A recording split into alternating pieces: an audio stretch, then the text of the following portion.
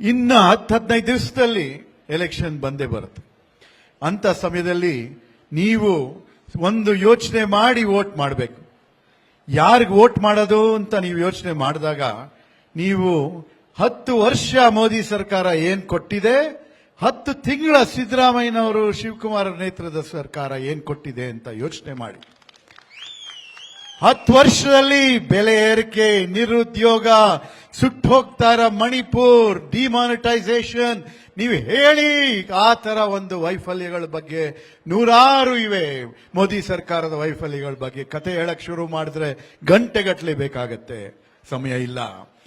ಈಗ ನೀವು ಯೋಚನೆ ಮಾಡಬೇಕಾಗಿರೋದು ಮೋದಿ ಸರ್ಕಾರ ಕರ್ನಾಟಕಕ್ಕೆ ಏನ್ ಮಾಡಿದೆ ಅಂತ ನೀವು ಯೋಚನೆ ಮಾಡಿದ್ರೆ ನಿಮ್ಗೆ ಸ್ಪಷ್ಟವಾಗಿ ತಿಳಿಸಬಹುದು. ನಾವು ಮೋದಿ ಸರ್ಕಾರ, ಬಿಜೆಪಿ ಕೇಂದ್ರ ಸರ್ಕಾರ ಕರ್ನಾಟಕ ರಾಜ್ಯಕ್ಕೆ ಅನ್ಯಾಯ ಮಾಡಿದೆ. ನಮಗೆ ಬರ ಪರಿಹಾರ ಫಂಡ್ಸ್ ಕೊಟ್ಟಿಲ್ಲ, ಅಪರ್ ಭದ್ರಾ ಪ್ರಾಜೆಕ್ಟ್ ಏನು ಅನೌನ್ಸ್ ಮಾಡಿದ್ರು ಬಜೆಟ್ ನಲ್ಲಿ ಕೊಟ್ಟಿಲ್ಲ, ನಮಗೆ ಹಣಕಾಸು ಆಯೋಗ ಏನು ಆದೇಶ ಮಾಡಿತ್ತು ಅದನ್ನು ಕೊಟ್ಟಿಲ್ಲ, ನಮಗೆ ತೆರಿಗೆ ಏನು ಬರಬೇಕಾಗಿತ್ತು ಅದನ್ನು ಕೊಟ್ಟಿಲ್ಲ. ಇಂಥ ಪರಿಸ್ಥಿತಿಯಲ್ಲಿ ಕರ್ನಾಟಕ ರಾಜ್ಯಕ್ಕೆ ಅನ್ಯಾಯ ಮಾಡಿರೋ ಸಂದರ್ಭದಲ್ಲಿ ಯಾರಾದ್ರೂ ಬಿಜೆಪಿಗೆ ವೋಟ್ ಮಾಡಿದ್ರೆ ಅವರು ನಿಜವಾಗ್ಲೂ ಕರ್ನಾಟಕ ವಿರೋಧಿಗಳು ಅಂತ ನೀವು ಹೇಳಬೇಕಾಗತ್ತೆ, ಪ್ರತಿ ಮನೆಗೆ ಹೋಗಿ ಹೇಳಬೇಕಾಗತ್ತೆ. ಆ ತರ ತಪ್ಪು ಮಾಡಬೇಡಿ. ನಮ್ಮ ಕರ್ನಾಟಕ ರಾಜ್ಯದ ಹಿತವನ್ನು ಕಾಪಾಡುವಂತ ಒಳ್ಳೆ ಅಭ್ಯರ್ಥಿಗಳನ್ನ ಕಾಂಗ್ರೆಸ್ ಪಕ್ಷ ಕೊಟ್ಟಿದೆ, ಅವರನ್ನ ಆಯ್ಕೆ ಮಾಡಿ ನಮ್ಮ ರಾಜ್ಯದ, ನಮ್ಮ ನಗರದ ಅಭಿವೃದ್ಧಿಗೋಸ್ಕರ ಏನೇನು ಮಾಡಬೇಕಾಗಿದೆ, ನಮ್ಮ ರಾಜ್ಯದ ಧ್ವನಿ ಎತ್ತಕ್ಕೆ ಯಾರು ತಯಾರಾಗಿದ್ದಾರೆ ಅವರಿಗೆ ಅವಕಾಶ ಮಾಡಿಕೊಡಿ. ಇಲ್ಲಿವರೆಗೂ ನೀವು ನಮ್ಮ ರಾಜ್ಯದಿಂದ 25-26 ಬಿಜೆಪಿ ಸಂಸತ್ ಸದಸ್ಯರನ್ನ ಕಳಿಸಿದ್ದೀರಾ, ಅವರೆಲ್ಲರೂ ಡಮ್ಮಿಗಳ ತರ ಕೂತಿದ್ದಾರೆ ಅಲ್ಲಿ. ಒಂದ್ ದಿವಸ ಇವಾಗ್ಲೂ ಕೇಳ್ತಾರೆ ನಮ್ಗೆ ಓಟ್ ಹಾಕ್ಬೇಡಿ ಮೋದಿ ಅವ್ರಿಗೆ ಹಾಕಿ ಅಂತ.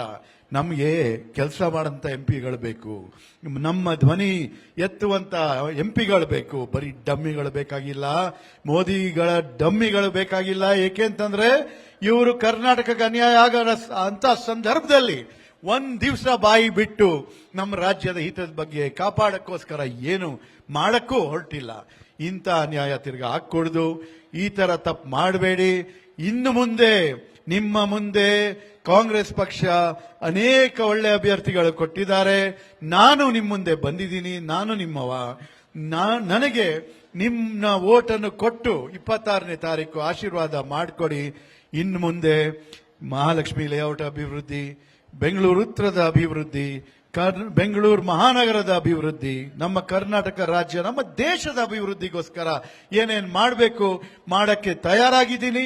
20 ವರ್ಷ ಬಿಜೆಪಿಗೆ ವೋಟ್ ಹಾಕಿ ಏನೂ ಉಪಯೋಗ ಆಗಿಲ್ಲದೆ ಇರೋಂಥ ಪರಿಸ್ಥಿತಿಯಲ್ಲಿ 5 ವರ್ಷದಲ್ಲಿ ನಾನು ಏನ್ ಮಾಡಿ ತೋರಿಸ್ತೀನಿ ಅಂತ ನೀವೇ ನೋಡಬಹುದು. ಒಂದು ಅವಕಾಶ ಮಾಡಿಕೊಡಿ, ಆಶೀರ್ವಾದ ಮಾಡಿಕೊಡಿ.